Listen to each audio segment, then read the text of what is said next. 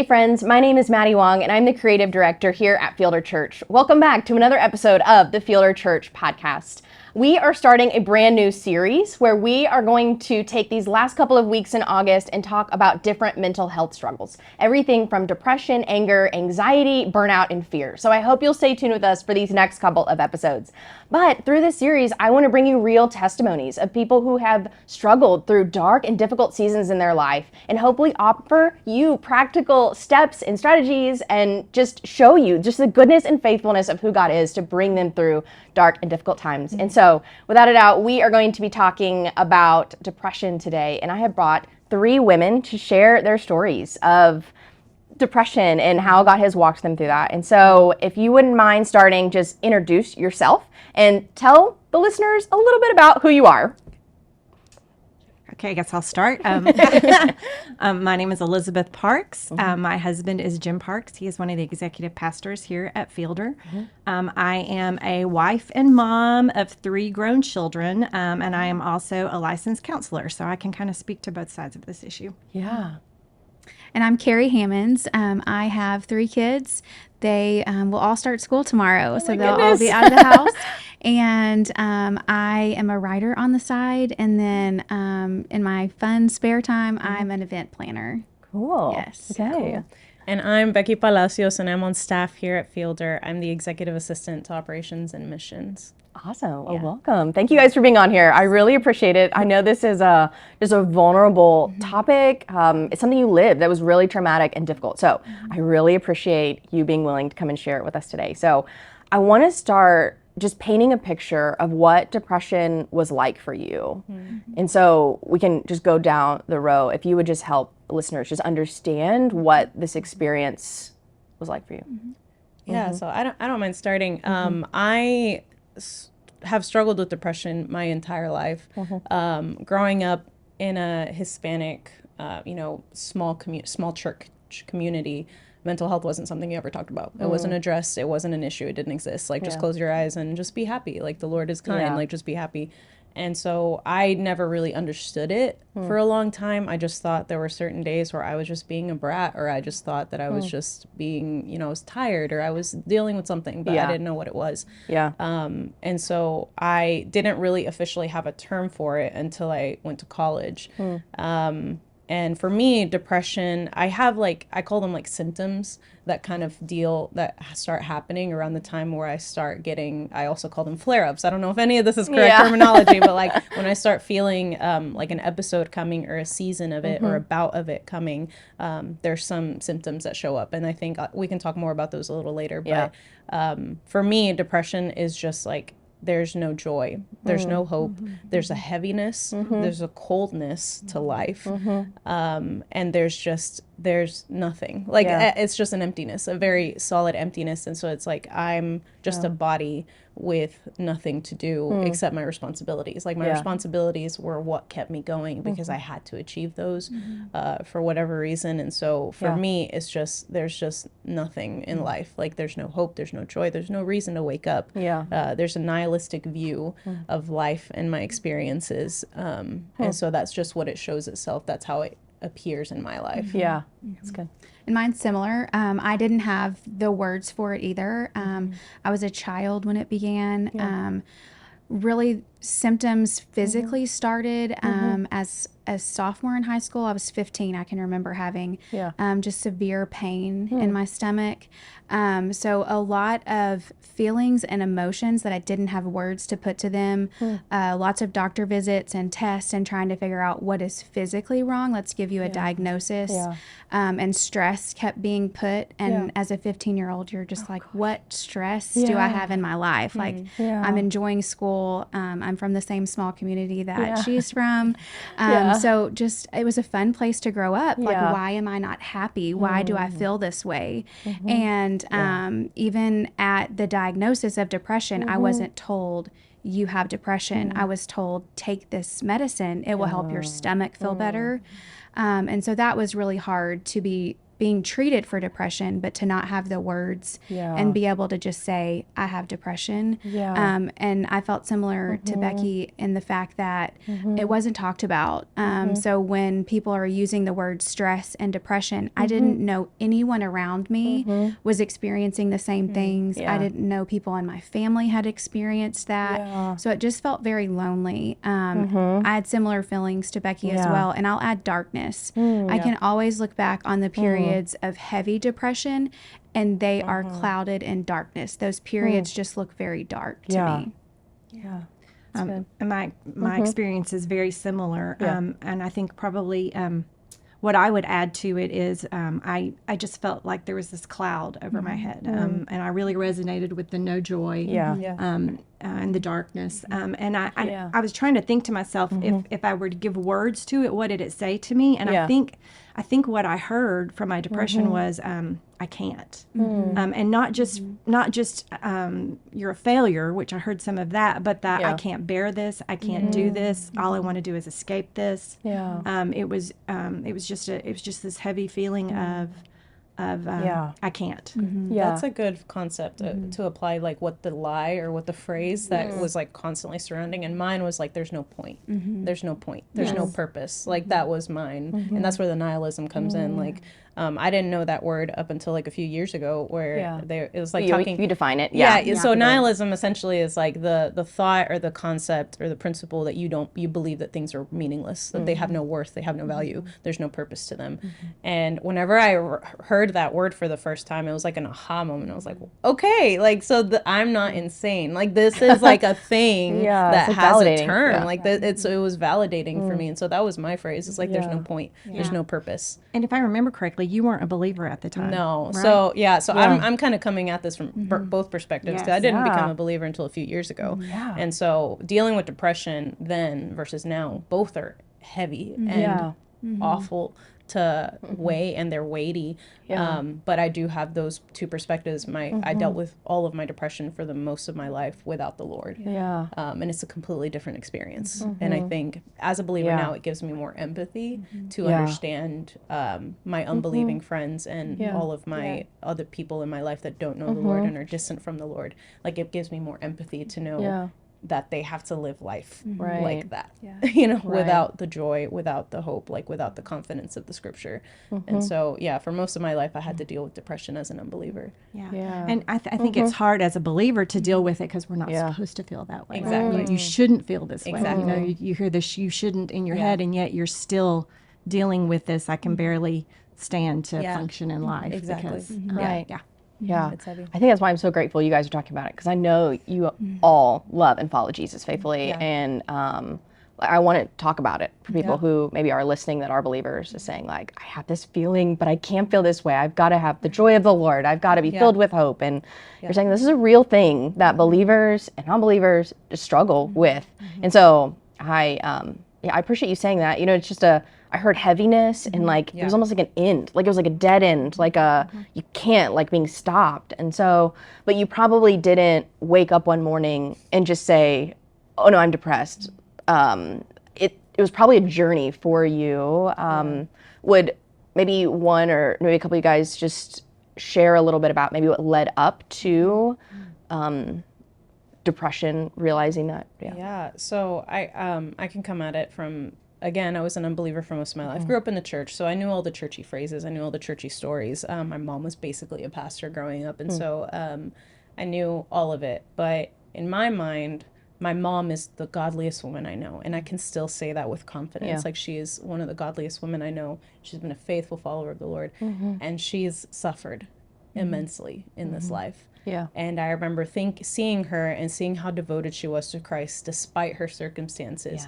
That created a paradox in my head, because I was like, how can you say the Lord is good and yet you're dealing with this? How can you say the Lord is faithful and is a provider and yet we're dealing with this? And so it created a paradox to where not only did I never doubted the Lord existed, and that is by God's grace that I never doubted his existence, but I questioned his goodness. I was like, he's not for me, he's just up there living his best life while I'm down here. And so I questioned his goodness, and so I not only didn't believe in the Lord, but I think I despised him and I resented him.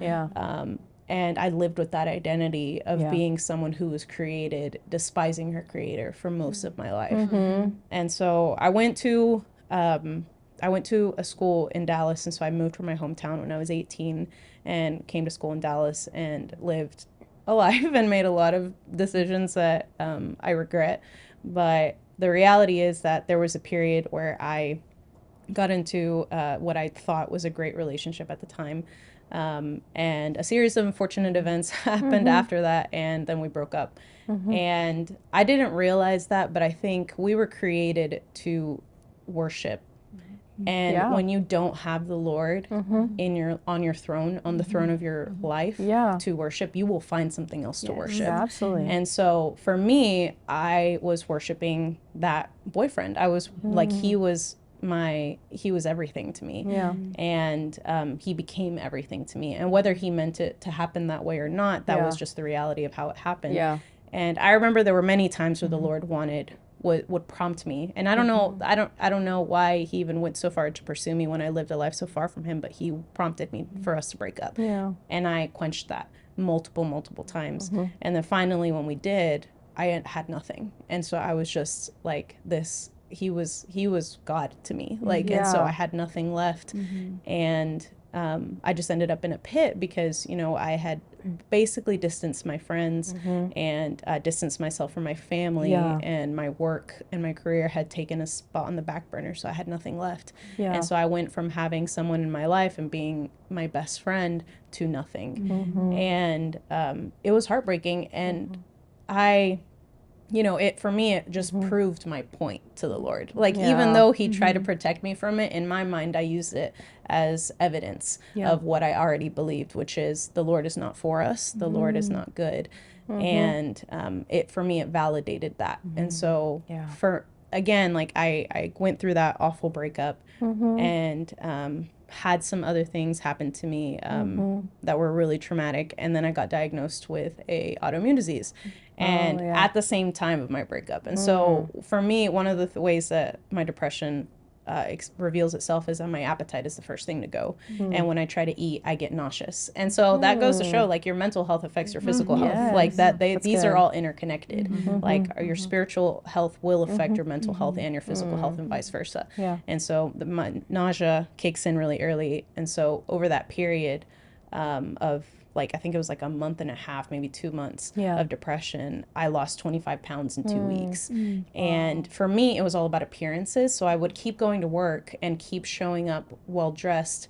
And I would even, like, my face and my hands were starting to get discolored because I wasn't eating. But in an effort to try and, like, appear like I'm okay, I would literally cover my hands and my face with makeup to make sure that I wouldn't get any questions asked.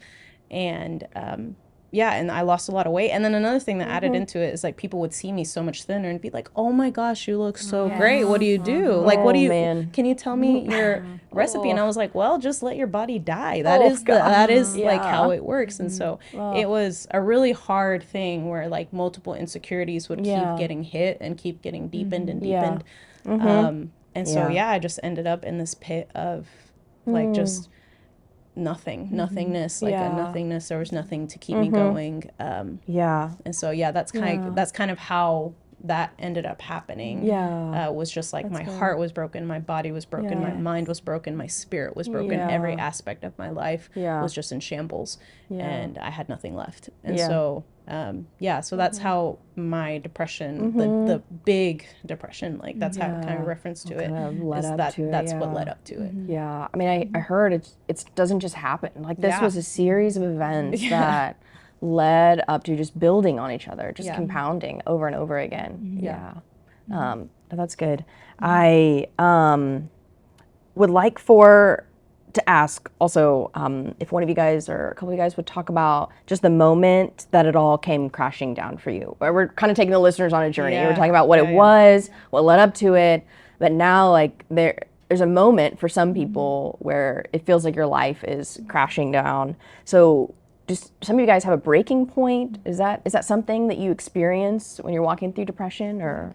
Yeah, for me, it's a pretty vivid memory. And I think, like these ladies have mentioned, I think I struggled with it my entire life. I just thought I was an intense child. I was different than other people. Yeah. I just, I thought too much. Right. I know now I was dealing with undiagnosed ADD, which probably contributed to it. But Yeah. I think the moment that it all came crashing down, we were, Jim was a music minister in Mississippi, and I had just given birth to my third child. And I just have this very vivid memory of a day when I am sitting in the corner of my bedroom sobbing, and my 3-year-old and my 2-year-old are standing at the door saying, "Mommy, what's wrong? Mommy, what's wrong?" And I want to cry when I think about it now, because the thought that my little children were standing there trying to figure out what was wrong with me is kind of devastating to think about, because we want to be incredible moms. And so at that point, I began to realize that whatever was going on with me was affecting the people I loved. Around you.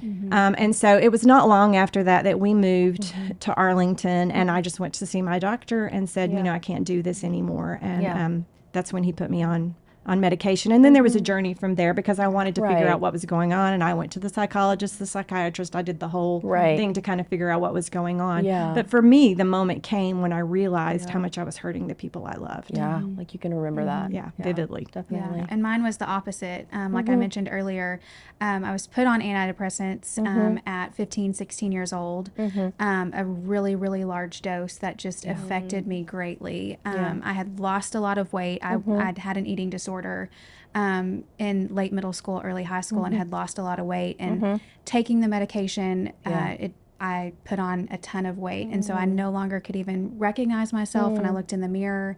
And still just struggled with such heavy depression, even being on the antidepressants.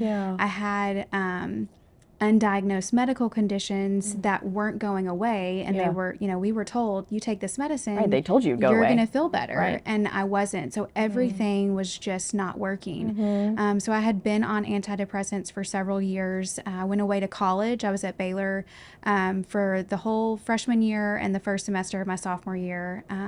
My granddad passed away the second semester of my freshman year, and that was pretty traumatic. It was just unexpected. I was super close with him. It was really the first major death I had dealt with. And being away at college, away from family, it was a very triggering event in my life, but still just trying to push through. So for me, first semester of my sophomore year, I didn't make grades again, just was still really struggling through all of that. The antidepressants, I slept 17 hours a day. Like I couldn't get up and go to class. I couldn't, so I would fall asleep trying to study. So just constantly trying to make up for what I was missing, and just could not make grades no matter how hard I studied. And so I just felt like such a failure. Everything I had dreamed for was to be at Baylor, and that was just falling apart. And went home that Christmas break and told my friends, I'll be back. I can remember just through tears, I'll be back. I cried the whole entire 3-hour drive home.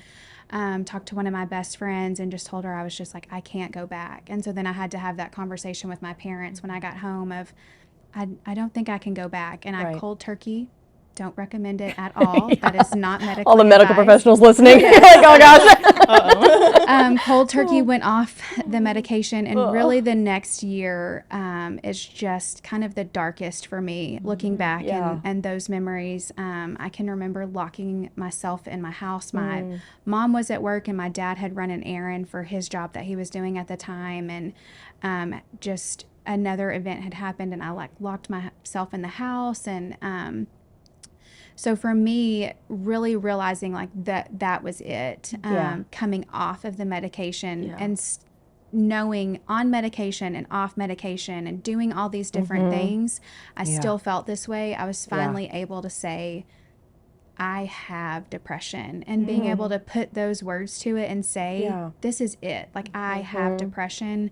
Medical diagnoses came later. And so that kind of helped with it to make it all make sense. To just be able to put those words to it and see, with or without medication, with or without Jesus, this is something that's in my life. And now, how do we deal with that? Right. That's good. Was that something that was freeing for you to label it, or like to say it out loud? I don't know if that's part of your journey. Is that? Yeah, I don't think know. so. Yeah. I think for me, after a couple of weeks, I have this group of friends that we all grew up together, and we're still really close. And they all came to come see me in Dallas, and I remember the first thing they commented on was my weight, because it had only been 2 weeks since I had seen them last, and they were like, "You," and in their mind, they were like, "What happened?" Like, we know that this happened. Like, we know that you just went through a breakup. That's why we're here. Right. But what happened? And I remember one of them, she was like, it's that depression weight loss. And because she also struggles with it. And she was like, it's that depression weight loss. And that was the first time that I considered it, because I think, like, when you're in the pit, or when you're in that hole, or when you're lifeless, basically, like a dead body that's somehow still breathing, like when you're like that, you don't really care for the labels at that point. Like, like you're just like, I don't really care to know what this is just my reality. And so her telling me that, and me being able to wake up and be like, oh, like, maybe I should care as to what this stage or what this season of my life is. And so I think it was validating for sure, and like almost like a wake up call, like a splash of cold water on my face, of realizing how, like, the severity of what it was. Yeah, I think for me it was more of a wake-up call too, and I'm a different generation than you guys are, and I think there was still some shame associated with I have depression, because it still felt like I had grown up, and I now look back and I can diagnose several of my family members. But the belief was Jesus will take care of it, and if he doesn't, you must be doing something wrong. And so I think I dealt with some shame, and probably still do sometimes. It's a constant battle to believe that what God says about me is true. But at the same time, you're able to walk with other women that are your age too. You know, it's helping them in this journey as well. Coming from a generation, like you said, that maybe more shaming. I definitely have more compassion. Yeah, that's great. So looking back on walking through depression, can you see now, you said in the moment, I don't know what I was walking through, like I felt nothingness. But looking back on your experience in the deep pit of depression, could you see some warning signs that maybe you were inching towards that? I would have to say my parents would probably be able to say yes, looking back. I was the life of the party. Stand on the fireplace and perform for everybody. There was never a stranger that I met. We could go to a restaurant. I would talk to everybody. And so for that light to go out, for me to withdraw from myself, to want to be in my bedroom and not go anywhere, to go somewhere and come home and just have to, like, pass out, just rest so heavily from that time, probably would have been a really big warning sign of just such a big personality twist, of, where is that the life of the party?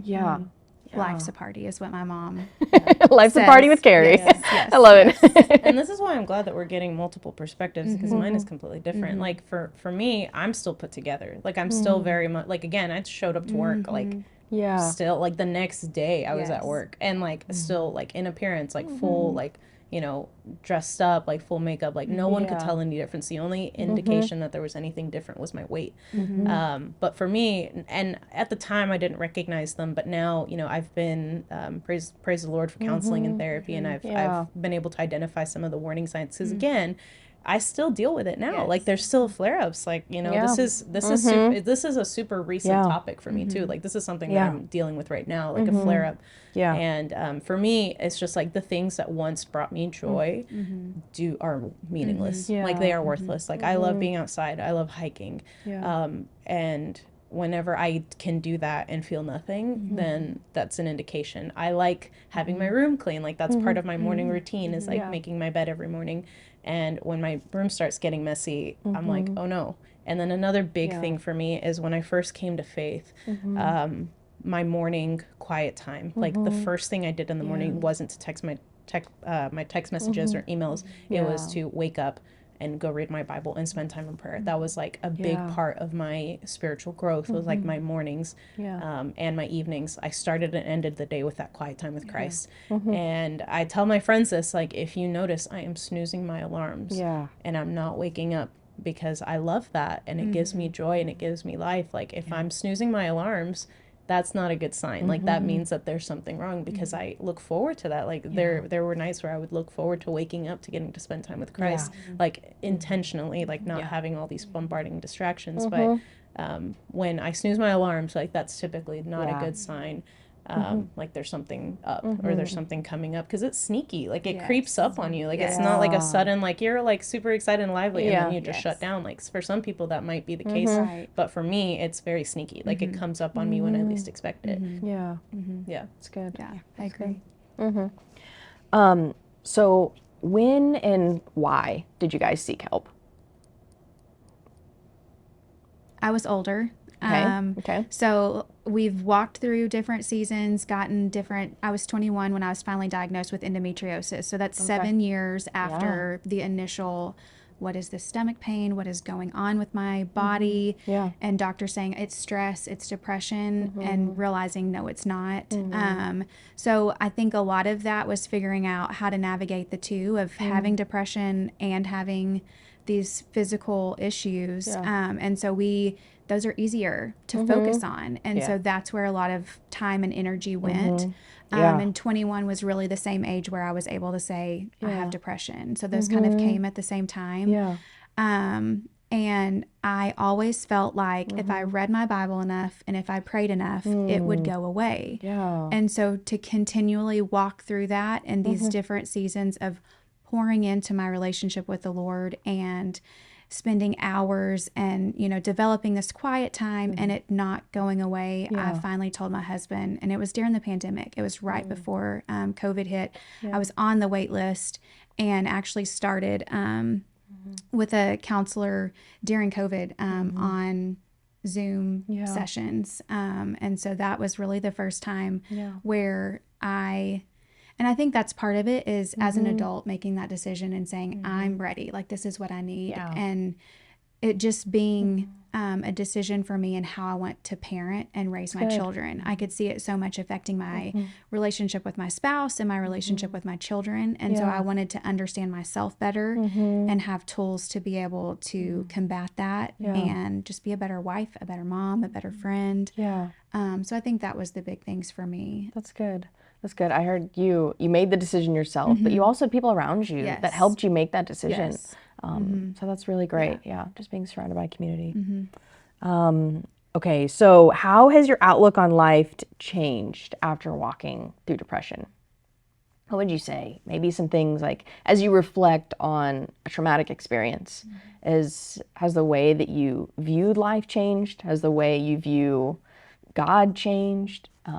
What are some kind of shifts maybe in your mind or your heart? Well, I mean, for me, my depression, that terrible, that deep depression from a few years ago, that's what ultimately allowed me to be in a spot to accept Christ like that. And so I, in a way, like, I'm almost like not grateful for it. That's not the right word, but I can, I'm just grateful that the Lord was able to use that experience to get me in a position where I couldn't do anything except look up to him. And so the Lord found me in that time and I gave my life to Christ. And I think part of me expected my depression to go away because that's kind of what like we were indoctrinated with that growing up.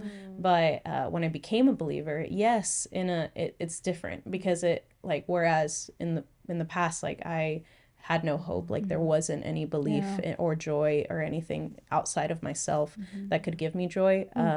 But now as a believer, I do know those promises and I do know those principles and I have the scripture to back it up and the biblical figures that also struggled with depression, like Elijah, like David, like Jeremiah, like all these immense men and women of God that still struggled with it. It's changed my perspective in the way that now I know that what I can ground myself to, but that doesn't stop the enemy from still trying to bring up those lies that I believed for so long. Like maybe the Lord isn't in your favor. Like, just those lies don't just go away. Like you still have to combat them. And so my perspective on life has changed because my perspective on depression has changed. Like I think I see it more as like a battle, like an ongoing battle, an ongoing thorn in my side. And yet the Lord still has the victory over it because the Lord found the greatest victory in my life through my depression which was me coming to faith. And so Like I view it not necessarily something that has the ability to take my joy, because my joy is not rooted in my depression. Right. It doesn't have the authority to take my hope. It doesn't have the authority to take any of those things, but it is still a struggle. Like it's still a battle. Like you can't tell me mid battle that it's not a big deal, or like if I just prayed enough then it would go away. Like no, like that's not reality. That is not the case. Like we all have different burdens and different things that the Lord allows us to use. And so like I've been able to minister to girls my age or people that have dealt with similar experiences because of this. And like, so I don't necessarily think the Lord caused it, but I know that he's going to use it because that's just what he does. Like he's able to rewrite these things and to give them value where they didn't have it before. And so it has changed my life, but not necessarily in the way that it originally did. Yeah. And that's what I would say too, is there's purpose in it. There's purpose in all of our suffering. God doesn't waste any bit of it. And the Bible even tells us, like, share your testimony, tell your story.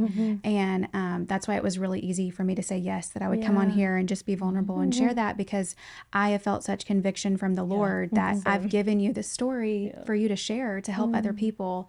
And it's just one of those things that if one person that hears it, if it makes a difference, then that's worth it.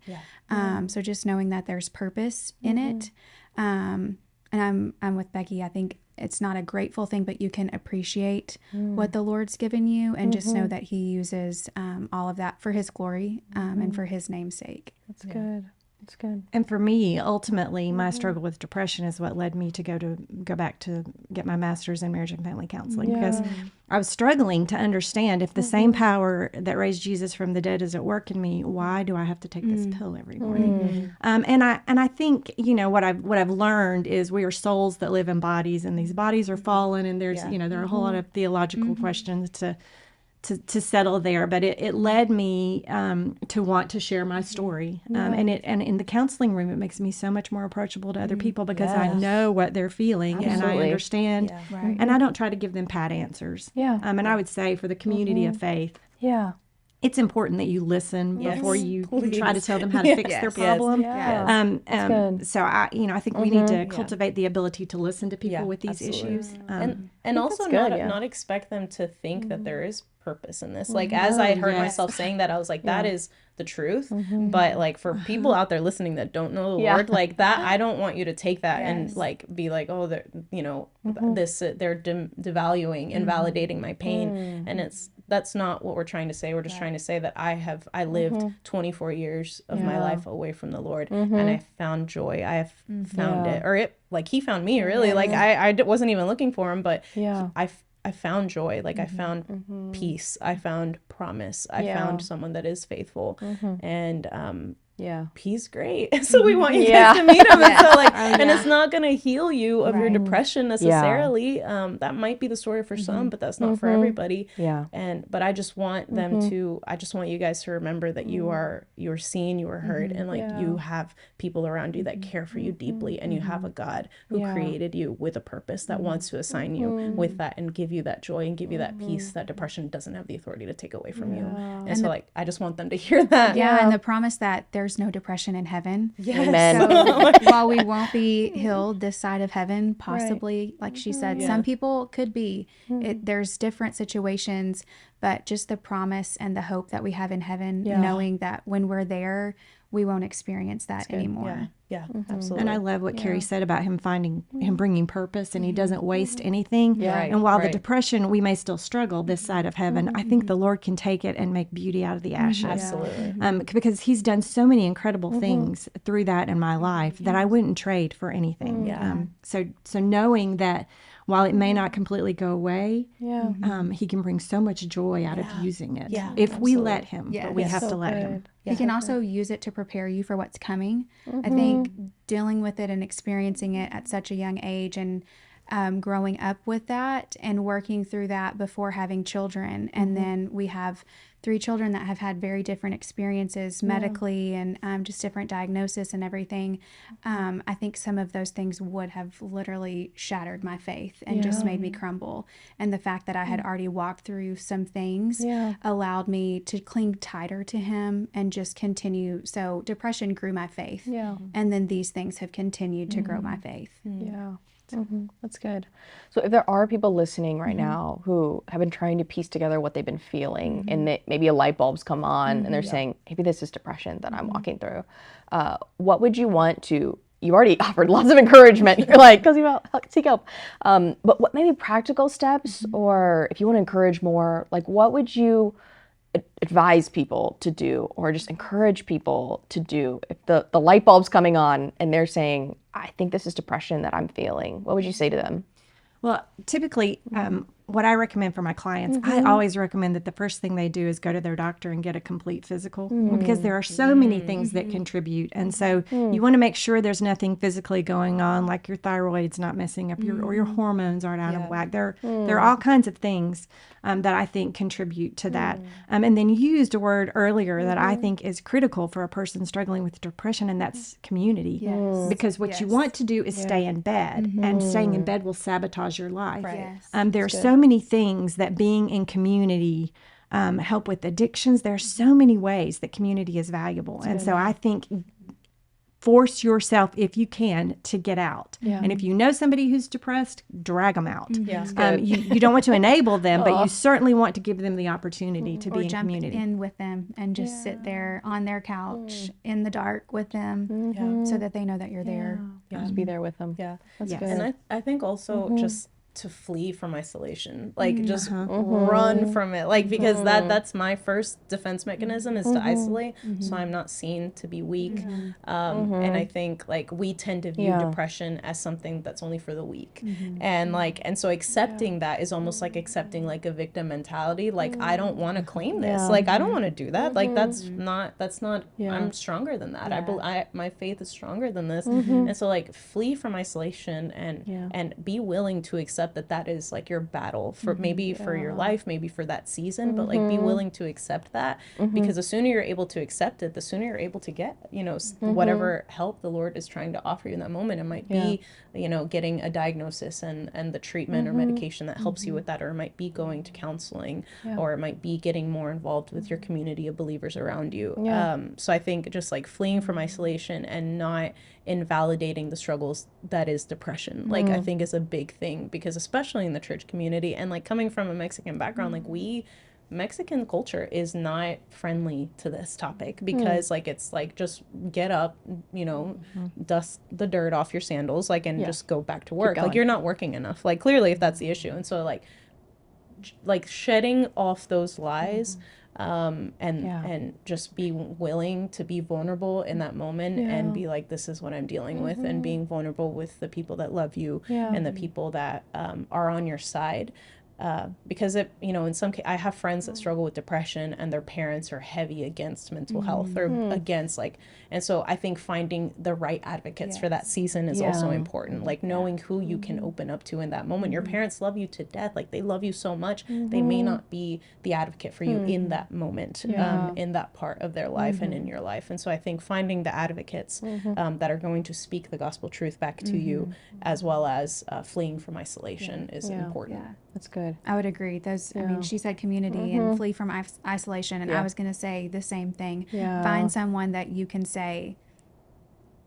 I'm in a low, this is, it's dark right now, whatever your words are, just find your words that you can tell someone else, so that they just know, and they can come join alongside. And then I would also say, identify the lie of the enemy. That is so incredibly important, that you understand what is the lie that I'm believing, and then you fight it. I mean, I used to think people who did affirmations were so cheesy, but it's actually really good for you. So speak the truth to yourself, speak it out loud, speak it to other people, speak it to the Lord in the car, speak it everywhere, and let the Lord renew your mind. Take those thoughts captive and let him renew your mind. That's so good. Our words have power. I mean, really do. It says in the Bible, we've seen it lived out. You guys have all seen it lived out. And so, and I sorry, you just reminded me of like the armor of God. And the Lord put this on my heart like months ago, and like it's just so funny that the timing is now. But like the armor of God, the first verse that it talks about is putting on the belt of truth. And when he really had me focus on that verse for like a long time, I was like, this is 20 minutes of reading the same verse. What's the point of this? And he kind of like was able to light on that truth is the first thing we need to put on every morning. Yes. And so for that season or that part of your life, it might look different. And so for mine, like, again, I struggle with nihilism. Like, that is that's the crux of my depression. It's like, there's no purpose, there's no point. And so, like, putting on the belt of truth is that the Lord has called me to purpose. The Lord has given me purpose. And putting on that truth first thing in the morning before I put on the shield of faith, before I get out the sword, before I put on the shoes, like, before anything else, I have to gird myself with truth every single day, every single moment. Well, and if I could piggyback on that, Yeah. you brought up a point earlier that I hear all the time in the counseling room, and this is just doubting the goodness of God. Yes. And so, I think the shield of faith is incredibly important. And I think we have to be very aware that the shield of faith is believing who God is and not what he will or won't do. Good. That's We good. get really tripped up with the sovereignty of God and believing that either he's weak or he's not good. Which is it? Which do I want to believe? And neither one is true. He is sovereign. He is good. But we are trying to use the language of time and space to explain a God who created time and space. He's outside of Come it. on. And so at the end of the day, we have to believe that God is who he says he is, Absolutely. even if I can't articulate it. Which means we don't just need to learn truth, we need to experience truth, which is why, like, our prayer gatherings are so powerful. That's good. Because we are experiencing God, not just knowing about him, we are experiencing his goodness in a tangible way. So that Yes. shield of faith, I would have to say, is Absolutely. incredibly important. Yes. Yes. That's really good. I'm big on journaling, and I think writing things down. Yeah. Because then when you are hearing those lies from the enemy, or you're feeling he's not good, he's not with me, you can look back and you can read the Bible, and you can see where he was there for the Israelites, and you can read your journal and see where he was there for you in your life. Yes. So if you're not experiencing that right now today, you've experienced it before. Yeah. And just having that to look back on and say, no, he is good, and he is. And Yeah. so That's so good. And my last piece of advice would come from the great theologian Dory in Finding Nemo. Just keep swimming. Yes. I can't tell you how many days I go through the day, just keep swimming. Elizabeth, if you put one foot in front of the other, you will one day turn around and the valley will be behind you. So just do the next right thing. That's good. That's good. Yeah, you have to walk in faithfulness, even if you don't feel it. Like, a lot of times I find myself letting my body go where my faith will follow. Like that obedience, it doesn't always feel good. Yeah. Like, at all, especially when Or you're you don't want depressed, to, or you don't want to you're do it. like, And, like, you're like, I don't believe in this keep right now. going. Like, but walking in obedience and allowing your feelings to catch up with you, I think is so important for me. And it, again, like, finding journaling, like, hearing the words from months ago that are real today to me, is just really, really empowering and impactful. Yeah. yeah, sometimes he parts the seas for us, and sometimes you have to put your foot for it to part. I need that on a poster. You have Yes. to take the step of obedience. That is good. I like that. That's so good. Well, I've been so blessed by our conversation, and I know, and I'm going to pray that God uses this message to reach a lot of people who need to hear it. Y'all's testimonies are an encouragement. Thank you for sharing them. Thank you for being vulnerable. I know it wasn't easy, but your encouragement has meant so much. It's going to mean so much to everybody listening and watching. And so we're going to close out. But if there is anything where you're like, I got to say this before we close out, is there anything you want to say? If not, that's okay. I'll just close it. Okay. I can't. All right. I think counseling gets a bad rap in the Christian community, for sure. And I say that not even as a counselor, but someone who's You're like, Elizabeth is sitting here. I'm a big advocate for it. Like, I love it so much. And I went to counseling before I was a believer and believed in it then. But when I became a believer, there was a moment, like a crossroads, where I felt like my religious side, like, the ingrained from when I was a kid coming up being like, just find joy, just be peaceful, like the Lord is good, like, and then also like my unbelieving self being like, counseling should be able to cure me, like, or this should be able to work. And I came to a crux where I was like, I'm a believer now, I have the Holy Spirit, I have the Lord on my side, like, what now? Do I still keep going? And I felt the Lord like really encourage it, because like one of the names that he identifies himself as is the great counselor. Why would he identify himself as something if it's innately bad? Like, and I think like having someone who's unbiased, who's removed from the situation, who's able to find, like, they don't necessarily just listen to you. It's not a venting session. It is a moment where you are processing your feelings, processing your thoughts and your experiences in a way where they're willing to challenge you with biological truth, with truth that you believe, where they remind you of the things that you stand for, that you value, and being challenged. And so like, just counseling is just such a beautiful tool of the Lord, and I have achieved so much healing. He has healed me through counseling, and he has healed me by his own hand. And he has used he has just used my relationship with my therapist like so beautifully in my own life. And so I just really want to combat that lie that if you go to counseling you're weak, or if you go to counseling you're broken, or I'm not broken enough to go to counseling. Every single person benefits from it. Everyone. You can be the most perfect put together person on the planet, which you're not, because Jesus already came and left. Right, but he did that. let's start there. But also, just every single person, your life does not have to be falling apart for you to benefit from it. So I just really want to put that out there to all of my friends, and especially my guy friends who really want to benefit from it. But just like, it's not unmasculine to go to counseling at all. You are counseled by the Lord every single day, and he wants to use others to counsel into your life too. I agree. That's good. Awesome. Well, thank you guys so much for listening and watching on YouTube. Make sure you like, share, and subscribe this. We want their testimonies, this message of hope to reach more people. So I hope you'll take time to do that. If you realize that maybe you are walking through depression, we would, like Elizabeth said, love to pray with you. We would invite you to come to our Wednesday night prayer gatherings at each of our campuses. Information about that will be in the show notes below. But you can also go to fielder.org/prayer, and that form is a place where you can ask for prayer, but it's also a place where we can help connect you to counselors that are here in our city and community. So we want to help walk with you through this. Please reach out. Please don't stay isolated. You heard them say it. It's not worth it. And so we want to walk with you through whatever you are walking through right now. So I hope you'll join us next week, where we are going to talk about another mental health struggle. But until then, we'll see you later. Well, I hope you enjoyed today's show. Let us know if you have any questions or feedback from today's episode by going to fielder.org/podcast. Or if you're watching on YouTube, just leave a comment below. If you enjoyed today's podcast, make sure to leave a rating and review. That helps this message reach more people in our community, because it's our hope this podcast will equip you and many others to live as a follower of Christ outside the walls of the church.